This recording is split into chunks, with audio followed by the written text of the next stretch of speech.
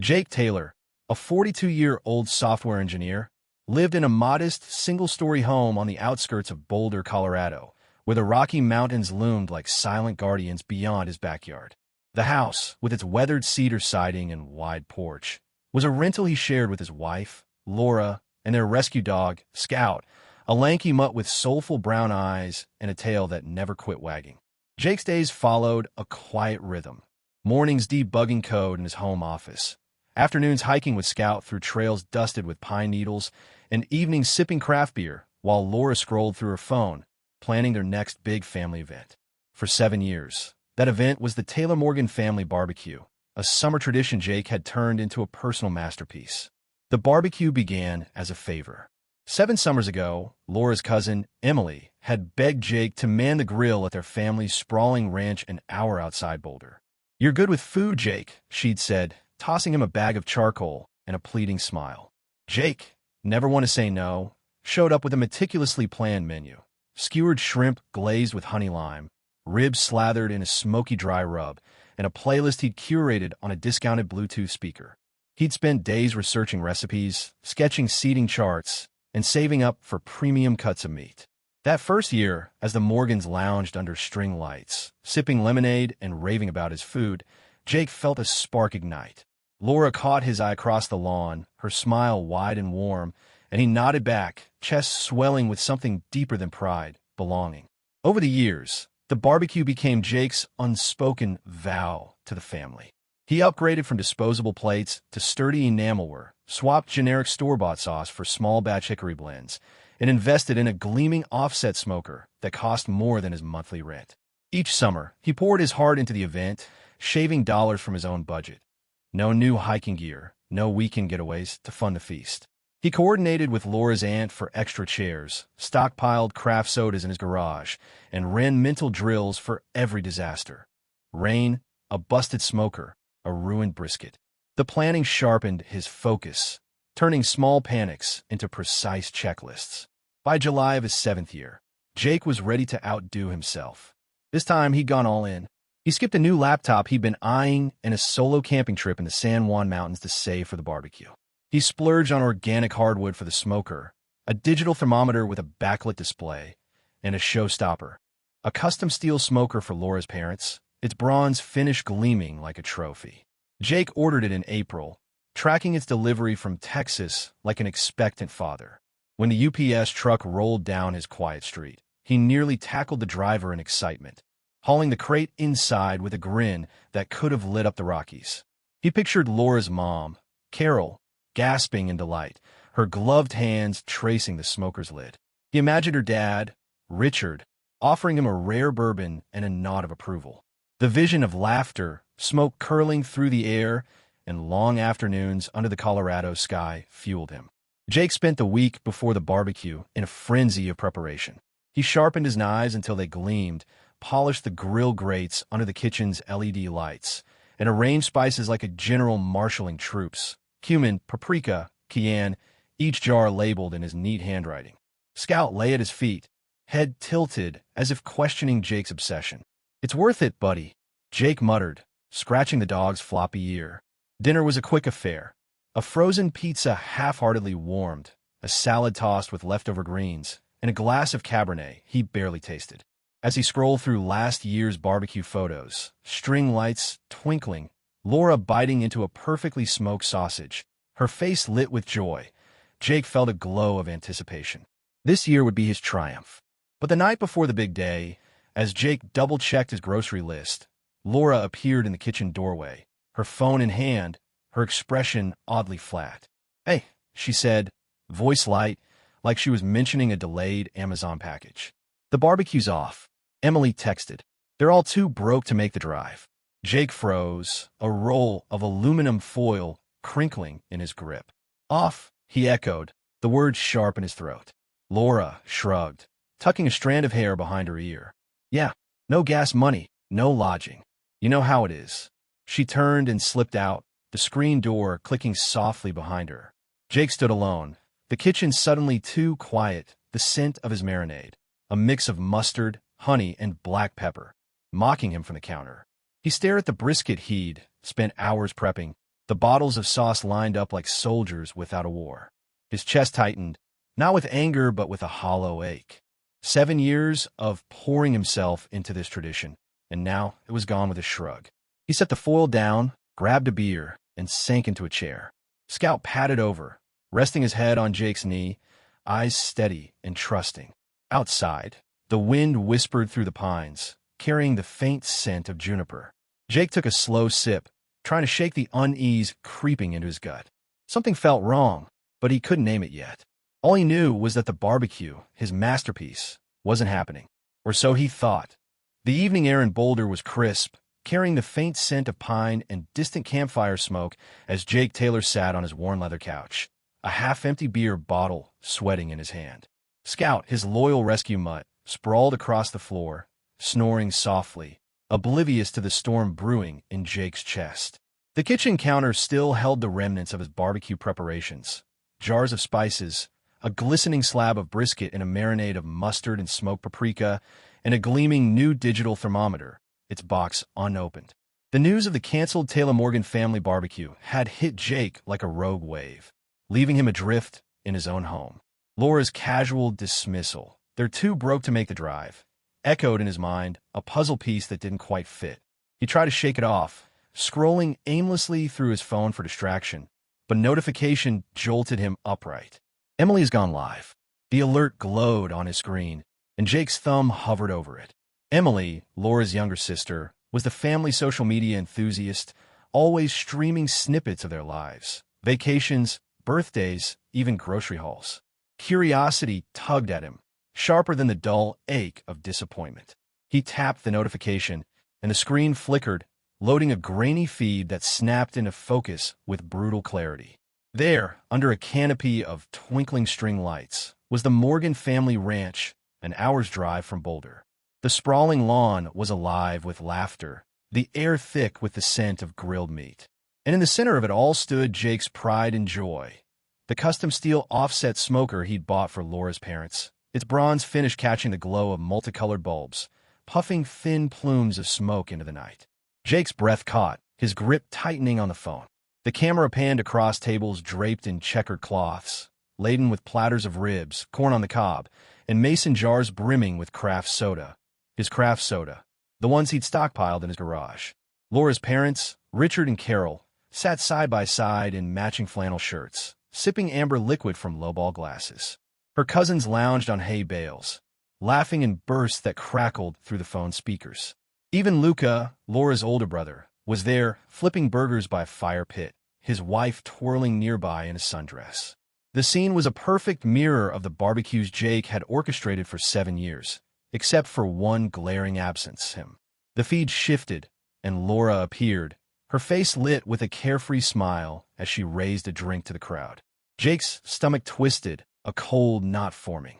She looked at ease, her laughter mingling with the others, no trace of the woman who'd stood in their kitchen hours ago, shrugging off the cancellation. Emily's voice broke through, bright and oblivious. "Here's to family, y'all." And to Jake, who set all this up but decided to sit this one out. The crowd cheered, raising their cups in a toast to an absent hero. Jake's mouth went dry, his pulse hammering in his temples. The lie was so blatant it felt like a slap. They weren't broke. They hadn't canceled. They'd taken his equipment, his planning, his money, and thrown the party without him. He leaned closer to the screen, eyes narrowing as he spotted details that cut deeper. The Bluetooth speaker he'd bought on sale, blaring a playlist he'd curated. The enamelware plates he'd upgraded to, stacked high with food. Even the string lights, the ones he'd spent an afternoon untangling last year, draped between aspens like a betrayal woven into the scenery. Jake's mind raced, piecing together the deception. Laura's vague excuse, Emily's live stream, the family's casual enjoyment of his hard work. It wasn't just a party. It was theft, dressed up as celebration. Scout stirred, sensing Jake's tension, and patted over, nosing his leg. Jake set the phone down, his hands trembling. He stood, pacing the small living room, bare feet slapping against the hardwood. The kitchen lights cast long shadows, bouncing off the spice jars like a mockery of his effort. He replayed Emily's words, decided to sit this one out. The lie stung worse than the exclusion. He hadn't chosen this. They'd lied to keep him away, feasting on his generosity while he sat alone, believing their story. Jake grabbed his beer, the bottle now warm, and took a long swig, the bitterness matching the taste in his mouth. He sank back onto the couch, picking up the phone to watch the stream again, as if replaying it might reveal some explanation. The camera lingered on Laura, her head tilted back in laughter, her posture relaxed in a way Jake hadn't seen in months. She belonged there, among them, in a way he never had. The realization hit like a stone. He'd been an outsider all along, his barbecue's not a bridge to their hearts, but a service they'd come to expect. His phone buzzed again, a text from Laura's cousin, Dev. "Hey man, heard you're chilling at home. Bummer you couldn't make it." Jake's jaw clenched. Dev believed the lie, too. He typed a reply, fingers hesitating. Really? He hit send, the word sharp and loaded. Dev's response came fast. "Yeah. Laura said you were wiped from work. All good, though. The smoker's a hit." Jake tossed the phone onto the coffee table, its clatter startling Scout. He crouched, scratching the dog's ears, grounding himself in Scout's steady gaze. "They think I'm a fool, buddy," he whispered, voice tight. Outside, the Boulder night was quiet, the mountains looming in the dark. Jake's anger simmered, but beneath it, a colder resolve took shape. He wouldn't confront them yet. He needed proof, a plan, a way to reclaim what was his. The barbecue was theirs tonight, but tomorrow, Jake would start rewriting the story. Jake Taylor sat at his desk in the dim glow of a single lamp, the Boulder night pressing against the windows of his rental home. Scout, his rescue mutt, lay curled at his feet, one ear twitching as Jake's fingers flew across the keyboard. The sting of Laura's betrayal. The Livestream barbecue at her family's ranch, using his smoker, his supplies, his money, burned in his chest, but Jake wasn't one for outbursts. He was a coder, a problem solver, and now he'd debug this mess with surgical precision. The screen before him displayed his bank account, a digital ledger of his life with Laura, and it told a story he'd ignored for too long. Years of automatic payments for utilities, subscriptions, even the ranch's property taxes flashed in stark rows, each a silent sacrifice he'd made for a family that had just cut him out. Jake's eyes narrowed as he scrolled through 5 years of transactions. Mortgage payments for their shared rental, half from his account, every month, without fail. Internet, electricity, Laura's car insurance, her Spotify, her meal kit deliveries, all tied to his credit card. He'd even covered repairs for the ranch, from a leaky septic system to new fence posts after a storm, believing it was his duty as Laura's husband. The numbers added up to tens of thousands, a fortune he'd funneled into their lives while skipping his own wants, a new mountain bike, a trip to the Pacific Northwest, even a decent pair of noise-canceling headphones. Each dollar spent was a thread tying him to Laura's family, and now those threads felt like chains. He leaned back, rubbing his eyes, the glow of the monitor casting shadows across his face. Scout whimpered softly, sensing the shift in Jake's mood. "We're done being their ATM, buddy," Jake murmured, scratching the dog's head. His mind churned, piecing together a plan, not for revenge, but for reclamation. He wouldn't storm the ranch or scream at Laura over the phone. That was too messy, too temporary. Instead, he'd dismantle the financial scaffolding he'd built for them, brick by digital brick, and make them face the cost of their lies. But there was more. The ranch itself, a sprawling property inherited from Laura's grandmother and held in their joint names, was the heart of their betrayal. They'd used it as their playground, hosting his barbecue without him, and Jake wasn't about to let that stand.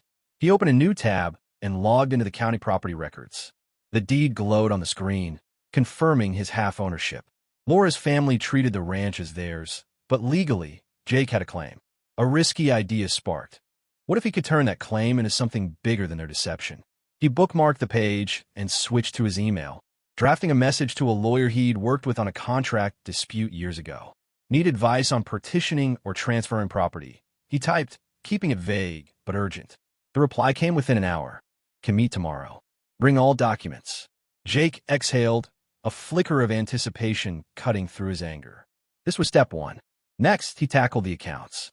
With methodical calm, he logged into the utility portals, electricity, internet, water, and navigated to the billing sections. One by one, he removed his card from autopay, transferring each account to Laura's name. The interfaces were cold, clinical, asking only for confirmation. Are you sure? Jake clicked yes every time, each click a small act of defiance. The health insurance portal was trickier. Laura had been on his plan since she quit her job 2 years ago, promising to sort it out soon. Jake had believed her, covering her premiums without question. Now, he hesitated, his cursor hovering over remove dependent. Her face flashed in his mind, laughing at the ranch, toasting his absence. He clicked. Dependent removed, effective immediately. A confirmation email pinged, and he printed it, adding it to a growing stack of evidence. By midnight, Jake had canceled Laura's Netflix, her Amazon Prime, even a yoga app she barely used. Each cancellation was a weight lifted, a tether cut. He found an old gym membership auto-renewing on his card, $29.99 a month for a place Laura hadn't visited in a year, and killed it with a single keystroke. The audacity of it all, the quiet drain on his finances, hit him like a revelation. He'd been funding their comfort, their lies, while they partied on his dime. Scout nudged his leg, and Jake gave him a tired smile. "We're almost there," he said, opening a spreadsheet. He titled it The Ledger and began listing every expense he'd covered for Laura and her family over 5 years. Dates, amounts, descriptions. Mortgage, $1,200 monthly. Ranch repairs, $3,400 for septic, $1,100 for fencing. Subscriptions, groceries, even a smoker, $2,800, a one-time blow to his savings. The total climbed, a staggering sum that made his throat tighten. This wasn't just about money. It was about trust, eroded dollar by dollar. He printed 3 copies of the spreadsheet, each destined for an envelope. One for Laura, one for her father, Richard, and one for her sister, Emily. The cover letter was simple, typed in Arial. These totals reflect funds advanced on your behalf. They were never loans, but they were never acknowledged. Jake leaned back, the chair creaking under him. The ranch loomed in his thoughts, a symbol of his misplaced loyalty. His lawyer's words echoed. Partition, sell, or transfer. Selling meant splitting profits with people who'd betrayed him. Buying Laura out meant another payout he couldn't stomach. But transferring, donating his share to a cause that mattered, that felt right. He searched online for local nonprofits, landing on a group building retreats for homeless veterans in the Colorado mountains. The idea clicked. His half of the ranch could become a sanctuary, not a stage for deception. He emailed the nonprofit's director, outlining his intent. Her reply was swift. "We'd be honored. Let's discuss." As dawn crept through the blinds, Jake sealed the envelopes, his hands steady despite the sleepless night. He stood, stretching, and looked at Scout, who wagged his tail as if sensing the shift. "No more playing their game," Jake said, grabbing his keys. He'd mail the envelopes, meet the lawyer, and set his plan in motion. The barbecue had been their lie, but the truth was his to wield. Outside, the Boulder air was sharp with promise, and Jake stepped into it, ready to rewrite the rules. The sun hung high over the Colorado foothills, its glare bouncing off the red dirt of the Morgan family ranch as Jake Taylor pulled his dusty Jeep onto the gravel drive. The air smelled of sage and sun-baked earth, a stark contrast to the betrayal still smoldering in his chest. Scout, his loyal mutt, sat upright in the passenger's seat, ears pricked as if sensing the weight of the moment. Jake hadn't called ahead. He wanted his arrival to hit like a lightning strike, unannounced, undeniable. The ranch house loomed ahead, its weathered porch strung with limp string lights, remnants of the barbecue Laura and her family had thrown behind his back. Plastic chairs lay scattered across the lawn, like forgotten props from a play he'd been written out of. Jake parked beside the barn, gripped the steering wheel, and took a steadying breath. This wasn't just about reclaiming his smoker or his speaker. It was about reclaiming his dignity. He stepped out, boots crunching on gravel, and grabbed a canvas bag from the back seat. Inside were the tools of his quiet rebellion.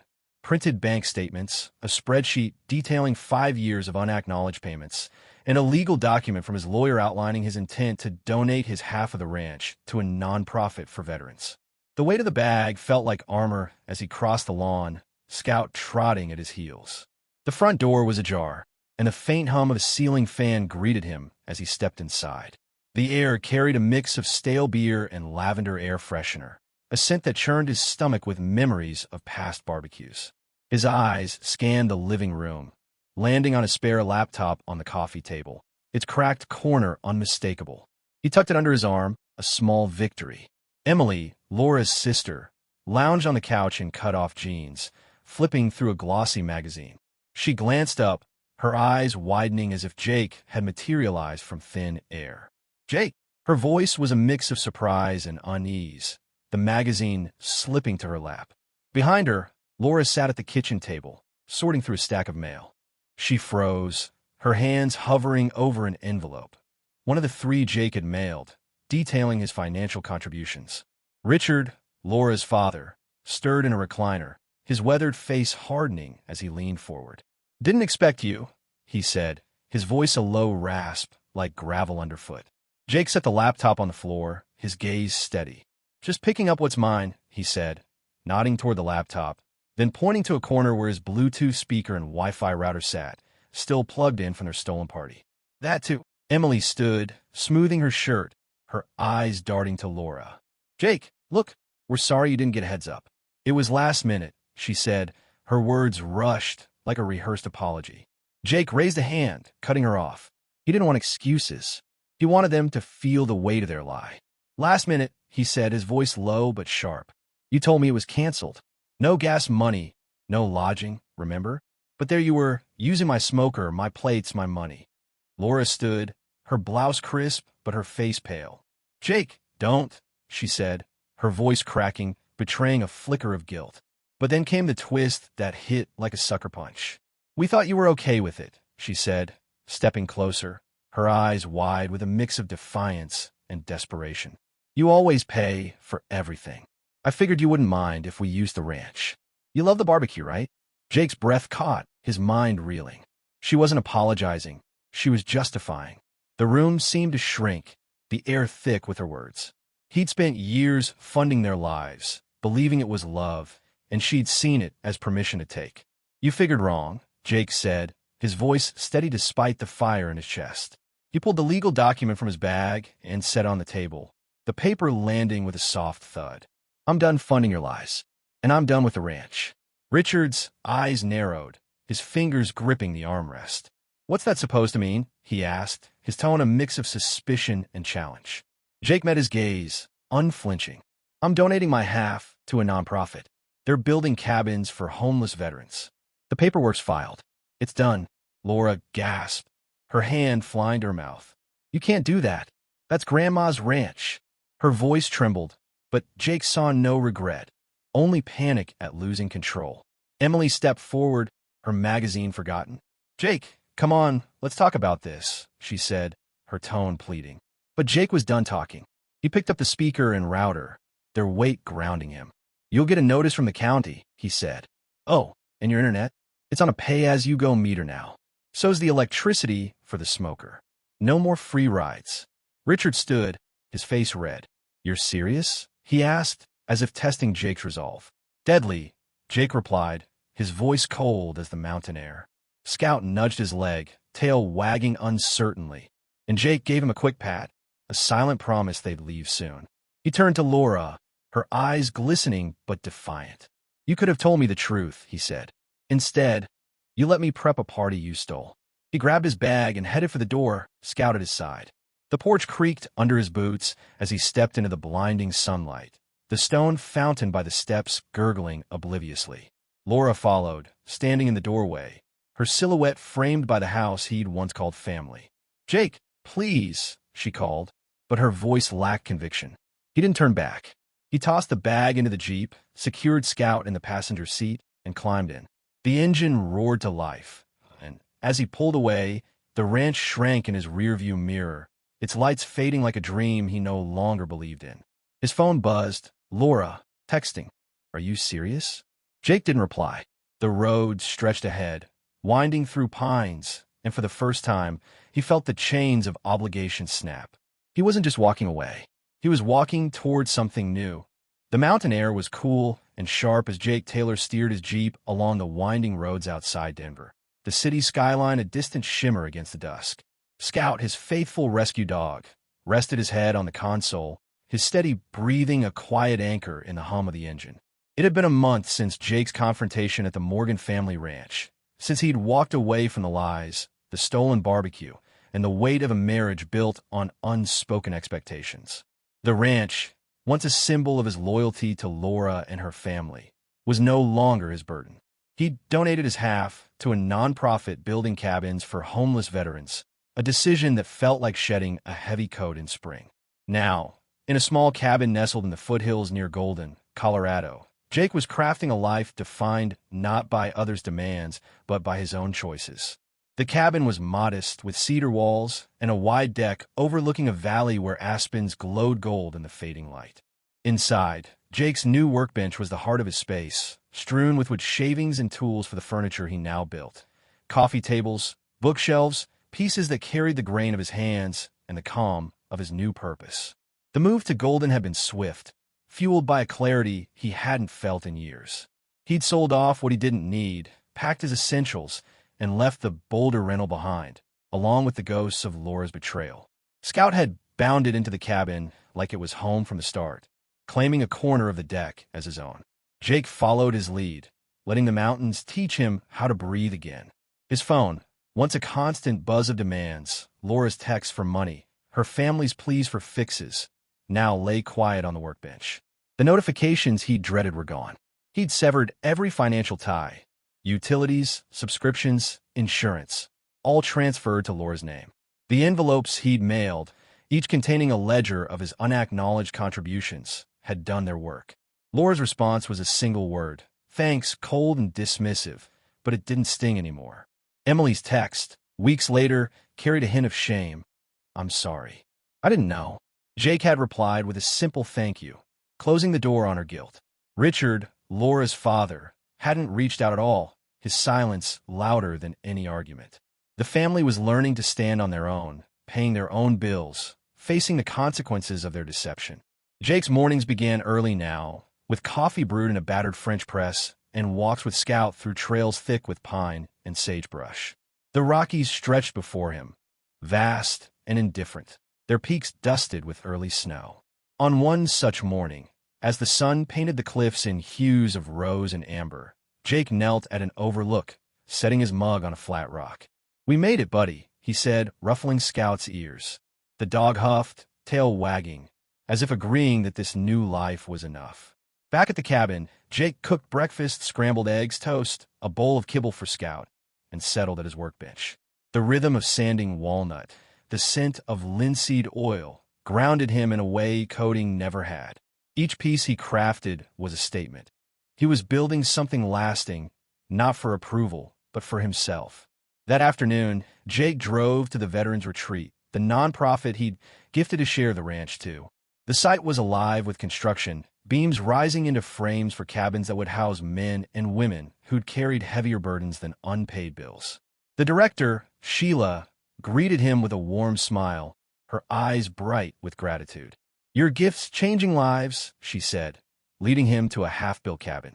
Jake ran his fingers over the rough-hewn wood, imagining veterans sitting on these porches, finding peace in the same landscape that had healed him. Sheila handed him a new token, carved with a mountain silhouette and the word hope. Jake slipped it into his pocket, next to the homecoming token from the deed signing. This is enough, he told her, meaning it. Back at the cabin, as dusk settled into a violet haze, Jake prepared a simple dinner, grilled trout, a fresh salad, and a glass of red wine. Scout nosed a piece of fish, earning a laugh and a pat. Jake stepped onto the deck, wine in hand, and leaned on the railing. The sky was a canvas of stars, the Milky Way a bright slash above the peaks. He thought of Laura, her family, the ranch, now a distant memory. Her final call, weeks ago, had been a burst of fury. You gave away Grandma's ranch. She'd thrown her ex-husband's name at him, a desperate jab, but Jake had let the silence answer. Her anger couldn't touch him now. The ranch was no longer a chain. It was a gift to those who needed it more. Jake sipped his wine, the cool night air brushing his skin. He'd walked a long road, from the meticulous planning of barbecues to the unraveling of lies, from funding a family's comfort to severing every tie. The ledger he'd sent wasn't about money. It was about truth, a mirror held up to their entitlement. Laura and her family were paying their own way now, their lives untangled from his. Jake's peace wasn't in their regret. but in his own freedom. He raised his glass to the stars, whispering, "To new starts." Scout sighed contentedly, curling up at his feet. As midnight neared, Jake locked the cabin door and dimmed the lights, leaving only a soft glow from a bedside lamp. He slid into bed, Scout settling at the foot, a steady presence. Sleep came easily, unburdened by guilt or obligation. The storms of betrayal had passed, replaced by a quiet certainty. Jake was no longer the man behind the grill, defined by others' expectations. He was Jake Taylor, craftsman, wanderer, companion to Scout, a man who measured his worth by the life he built, the kindness he gave freely, and the peace he'd claimed. In the stillness of the mountain night, that was enough.